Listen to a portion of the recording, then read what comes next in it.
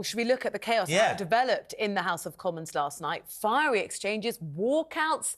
It was supposed to be a debate about a Gaza ceasefire. So the Speaker, Sir Lindsay Hoyle, is facing calls today to resign after he broke with convention, and I'll make this as simple as possible, allowing both Labour and Tory amendments to an SNP motion about a ceasefire. Basically, there were accusations of bias. The truth of the matter is Conservative MPs and SNP MPs, this is mature, went, we don't like what's going on, and walked off in a huff. This is the House of Commons, for goodness sake. Take a look. The operation of Standing Order number 31, which governs the way amendments to the Opposition Day motions are dealt with, reflects an outdated approach. Order! Order! You'll be going and not be voting. Well, that's the first one to leave, then. If you want to, do it.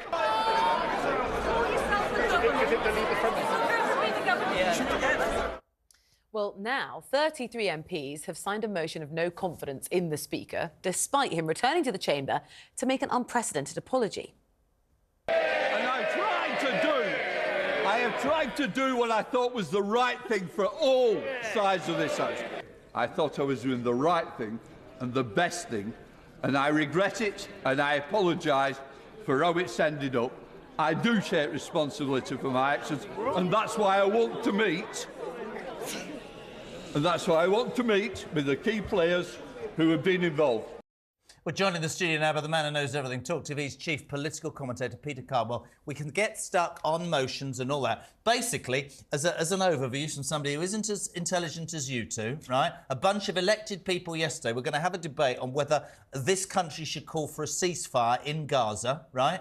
Not that Benjamin Netanyahu or Hamas give a damn. And all we got was a spectacle of petulant MPs paid a lot of money, storming out and not getting their own way, and a speaker who goes against convention and now faces accusations that actually the Labour Party, or the government in waiting allegedly, whispering in his ear, he's broken with convention, and I think an honourable man looks broken. What a joke, Peter Cardwell. He does look broken. He was really emotional. I've never seen a speaker quite like that. 33 MPs have signed a motion to say that he should go. The question is whether he does or not. I think he can probably survive, but parliamentary democracy is damaged in this country this morning because of the absolute spectacle last night.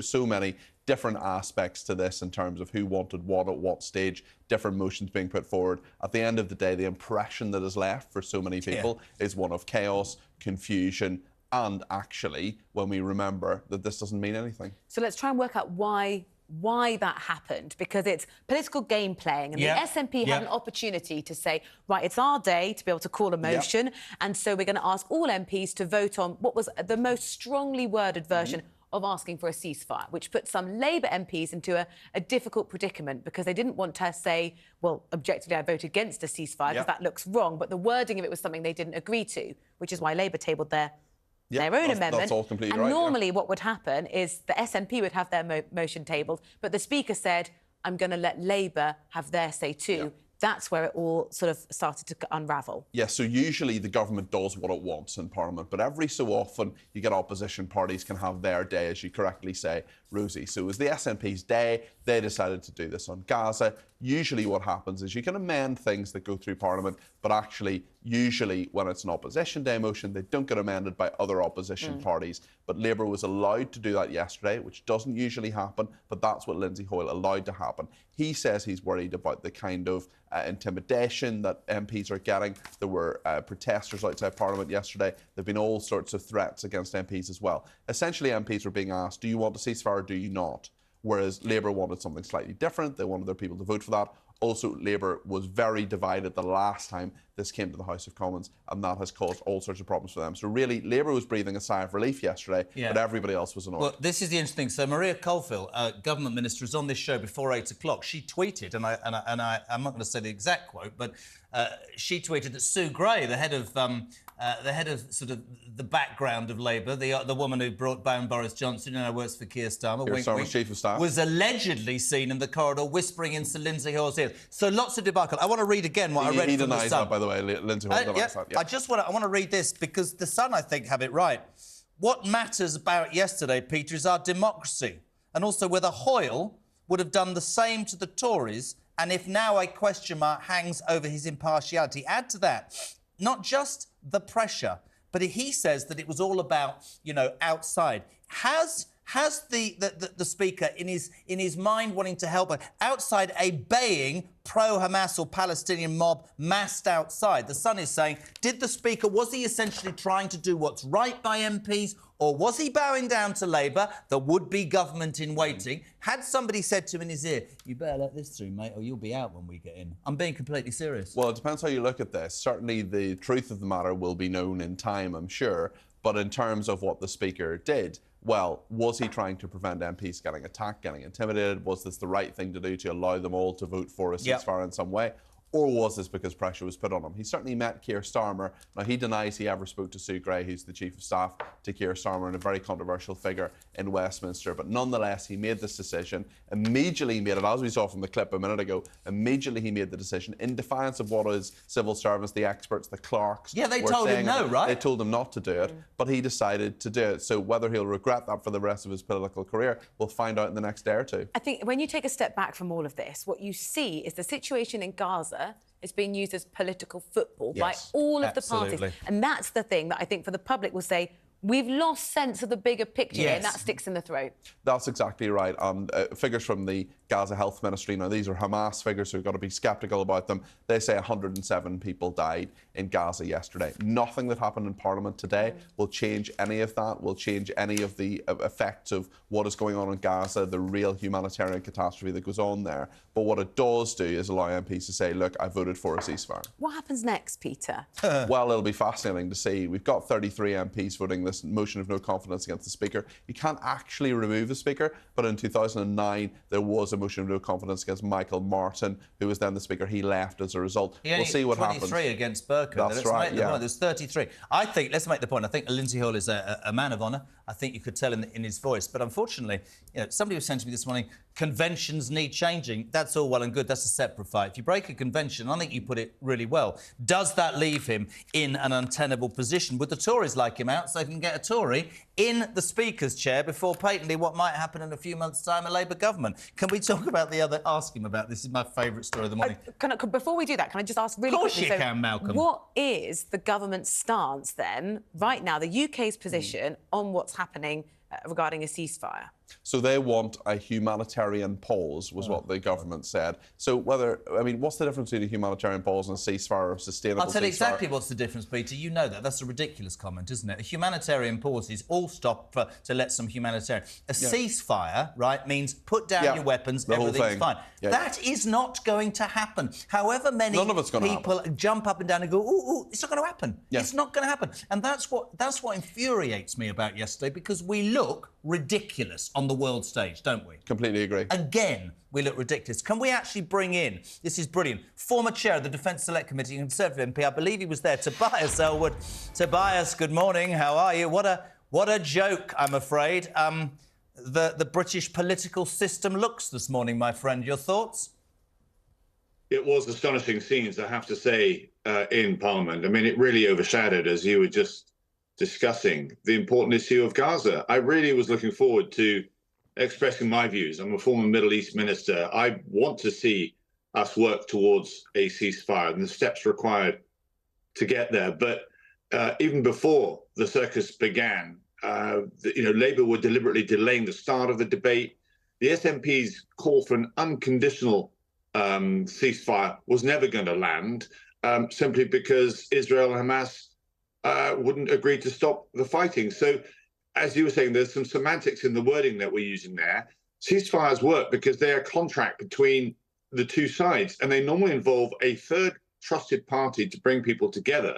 And they start with a cessation of hostilities, giving space for other activities to take place, including, hostage releases and so forth, humanitarian aid, no-fly zones, corridors to provide aid in and so forth. All these emergency procedures can then be done once the cessation of hostilities start. We didn't get anywhere near that, simply because of the circus that yesterday turned out to be. And this idea as well of us just jumping up and down in London, shouting ceasefire, ceasefire, as if that's going to have an impact in the Middle East is simply wrong. As Britain, we are listened to. We do have a voice. We do have influence across the world still. People expect more from us than just shouting the obvious, which, as I say, is obvious. That's exactly what we do want. So, Tobias, where do you lay the blame for, you've called it a circus yesterday, who's responsible for that? Well, I go back to the start. Firstly, Labour were wrong to try and delay the start of the debate. They threw in a whole load of procedural points of order just to stop, prevent the debate starting in the first place. Secondly, the SNP's motion itself, calling for an unconditional ceasefire, was never going to be agreed by others. And then you had the Speaker, who then put 3 motions on the order paper. That's what's really caused the chaos, and that's where it turned into point scoring, political football, rather than an opportunity to offer clarity on Parliament's position. Okay. Speaking with one voice, calling for a ceasefire in Gaza. But Tobias, speaking from your own personal experience as an MP who's come under extreme intimidation, what we're hearing from sources to the Speaker is saying that he was very concerned about security of MPs, and we infer here that he's talking about Labour MPs who've received personal threats over their stance on the Gaza conflict, and he wanted all sides to be able to express their views. Do you have sympathy with his motivations? I don't agree with that. I don't understand where. I listened carefully to when he said that, and it slightly, raised my eyebrows. You're right. My family has been affected by this. Bizarrely, I was the only MP prior to the tanks rolling into Gaza to warn Prime Minister Netanyahu, don't invade until you've got a plan of governance and security. Otherwise, what on earth is your military tactics all about? And clearly that exists today. I don't understand what the Israeli strategy is. I support Israel's right to defend itself, but I absolutely distance myself from the manner in which they've utilized their military might. It will be studied at Sandhurst and West Point, I think, in the future, of how not to do an invasion. I've been very clear. Despite that, I had people outside my house, which was absolutely bizarre. But I think this idea that somehow the Speaker was trying to then offer options for MPs to then choose is wrong. We'd have done better for all 3 parties, which I then said in the debate yesterday, to go away, work out a sensible line, a motion that the whole House could agree, so that the world can see that we are united in wanting to move this forward. Tobias, it really was a circus yesterday. Tobias, 3 questions. Is the position of the Speaker, Sir Lindsay Hoyle, untenable? Yes or no? Well, it isn't a yes or no, because we don't know. In your mind, very wrong. In your mind.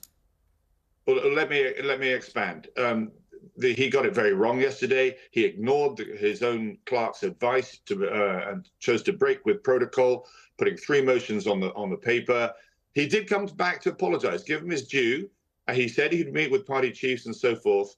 But it's clear, as you're implying in your question, a lot of MPs remain deeply upset and departed rather stunned, indeed dismayed by what happened. I'm going to leave it to Penny Mordaunt, Leader of the House, one of the more calmer members of Parliament yesterday, and she will give guidance. It's best not to make decisions in the heat of the moment. Make that very, very clear. That's not good leadership. Tobias, one final question. You're always very honest with us. My point at the beginning, which you alluded to, which is how does this make us look? There is the other side of the coin. SNP and Conservative MPs walking out in a huff. Did you walk out, yes or no? It wasn't that we walked out. Penny Mordaunt had already said that we will not participate any further in the vote. I texted, actually, my whip to check whether I can then whether we could then depart. Is there any point in staying? We were just having a series of points of orders of individual backbench MPs simply wanting to make their point. But the main decision had been made for the evening. The government was not going to participate, and the consequence of that is that the SNP's motion, it was their opposition day debate, would not be voted upon, and that's why they were very angry. So all we were seeing was continued scenes of that.